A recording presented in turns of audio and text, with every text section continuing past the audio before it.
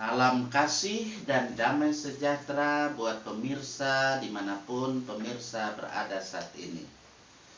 Mari saya mengajak kita untuk memasuki kehidupan bagaimana hidup yang selalu diberikan oleh Tuhan karunia itu, dan kita merespon karunia itu agar kita bisa menerima semuanya itu dalam terang kebenaran firman-Nya. Mari berdoa terlebih dahulu. Terima kasih Tuhan.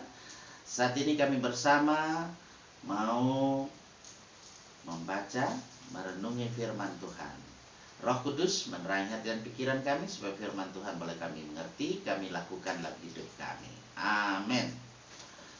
Saudara-saudara yang saya kasih dalam kasih Tuhan, mari kita membuka Alkitab kita dalam Filipi pasal 2 ayat 4. Filipi pasal 2 ayat 4 berkata begini: Janganlah tiap-tiap orang hanya memperhatikan kepentingannya sendiri, tetapi kepentingan orang lain juga. Saudara-saudara yang saya kasih Tuhan, kepentingan orang lain itu juga harus kita perhatikan selalu dalam hidup kita. Jangan hanya memperhatikan kepentingan diri sendiri. Nah, itu menjadi himbauan selalu, nasihat dari firman Tuhan. Karena itu dalam panorama kehidupan yang ada, saya berikan ilustrasi yang ada ini. Saudara, Mary itu adalah seorang pelari, seorang atlet yang luar biasa. Sudah selama kurang lebih 5 tahun ia serius berlatih dan berlatih. Ketika pertama kali dia berlatih, ia menemui ada kesulitan dalam dirinya untuk dia bisa berlari bahkan dalam jarak 1 blok. Nah, sekarang secara teratur dia terus berlatih, berlari, dan dia berlari 7,5 kilometer sehari, dan itu dia mengikuti pertandingan setelah dengan rajin dia melatih daya tahan tubuhnya dan juga kecepatannya. Ia dan 2 anak perempuannya yang masih remaja juga memutuskan bagaimana dia bisa mengikuti perlombaan lari 10 km yang diadakan di kotanya.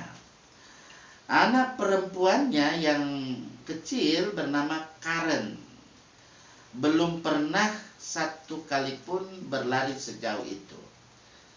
Pada hari perlombaan itu apa yang terjadi, saudara? Ternyata Mary dia tidak berlari untuk perlombaannya sendiri, sebaliknya ia berlari di samping Karen anaknya sendiri, dan dia memberi support kepada Karen anaknya, memberi semangat kepada Karen anaknya, karena menyelesaikan perlombaan itu.